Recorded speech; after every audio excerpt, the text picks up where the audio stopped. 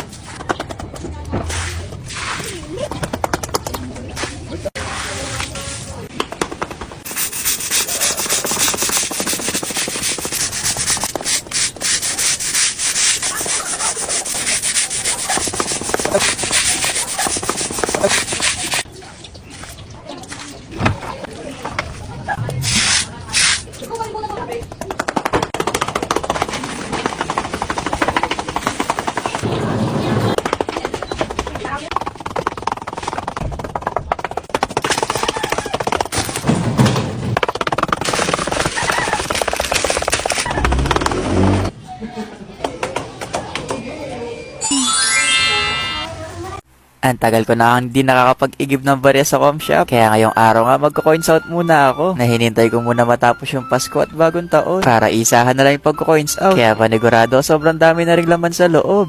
Ang bigat na nga nitong coin box. Kaya sana, nakakahinga pa naman yung barya sa loob. Na bago nga natin buksan yung mga piso net mga guys, tatanggalin muna natin itong mga nilagay natin ng dekorasyon. Kasi tapos na yung Pasko. At tapos na rin yung New Year. Kaya ngayon bago na nga ang taon, kailangan malinis yung com shop. At wala lang mga nakasabit ng mga borlolo. Kasi yung mga naglalaro dito, ayaw na din nila yung mga ganito. Kasi nahulog pa daw sa kanila yung mga bona. Itatabi na din muna natin itong mga dekorasyon mga guys. Para kapag sumapit ulit yung Pasko, may gagamitin ulit tayo na mas makakatipid pa. Lalo na ilang araw lang din naman ito nagamit. Kaya ako naghahanap pa nga ng Christmas tree ngayon. If for sale ko na to, bagsak presyo. Yung issue nga lang, sumasayaw siya tuwing gabi. Chot! Pagkatapos ko nga matabi yung Christmas tree, bumalik na ulit ako sa com shop para isabay na din yung paglilinis. At saka kailangan ko talagang bumalik kasi magko-coins out pa ako. Habang nagwawalis nga ako dyan, napansin ko yung mga upuan. Natanggal na pala yung ibang mga balat. Nabakbak na nga yung ilang parte. Sa pagkakaalam ko nga, wala pang 1 year to. Pero naging ganito na yung upuan mga guys. Pero wala pa nga tayong pampapalit. Kaya alamin ko na lang siguro kung sino na nga magbakbak dito sa mga upuan. At itanong sa kanya kung saan niya dinala yung mga balat. Pero yung hinala ko nga dito mga guys, yung mga nakatambay, eto siguro yung ginawa nilang libangan. Kaya titignan ko na lang din siguro sa CCTV kung bakit nagkagayan yung mga upuan. Namiss ko nga maglinis dito sa com shop. Yung tagabantay ko dito, kaka-day off siya. Kaya ako ngayon yung naglilinis. Wala nga masyadong kalat ngayon. Kaya ang ibig sabihin yan, wala rin masyadong naglaro ngayong araw. Naubos na yata yung mga agiraldo ng mga naglalaro. Chot! May naiwan pa kang hanger dito. Mukhang galing yata to sa nanay na naglaro nung isang araw dito. Nasa-route ko na si mami. Pakuha na lang po yung hanger. Kasi baka magamit ko pa to. Chot! Pagkatapos ko nga makapagwalis, ginawa ko na din yung susi para makapagsimula na rin makapag-coins out. Nainuna ko na nga tong single na box. Kasi single pa din naman tayo ngayon. Kaya sa magmamain dyan, imahin nyo na yung Christmas tree. Kasi ibibenta ko talaga yun.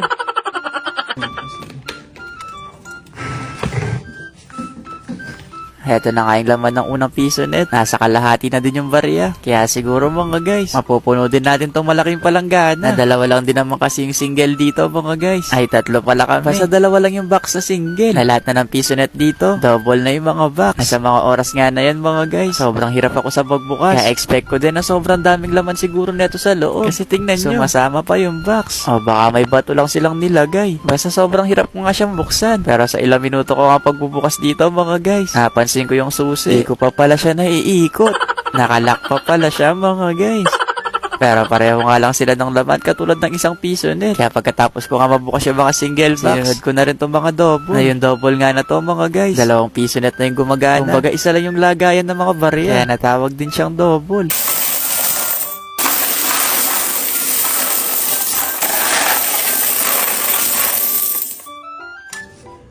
Ay, ito guys, punong-puno talaga ito ng pagmamahal. Ay.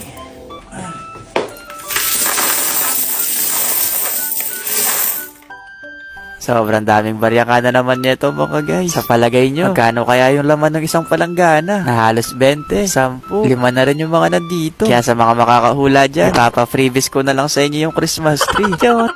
Okay, ito yung mga na-open natin sa loob ng 1 month. Medyo marami siya kasi nagpasko, nag-New Year. Kung mga gusto ng barya, i-message niyo ako para magpapapalit tayo ng pera. Kung nag-uumpisa magbilang, sumasakit na yung likod ko. Kaya baka bukas ko na ito bilangin. And palagay nyo guys, magkano kaya to? Ayan, meron din tagka 20 dito.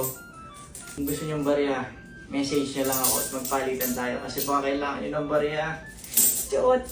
Ayun lang. Bye-bye!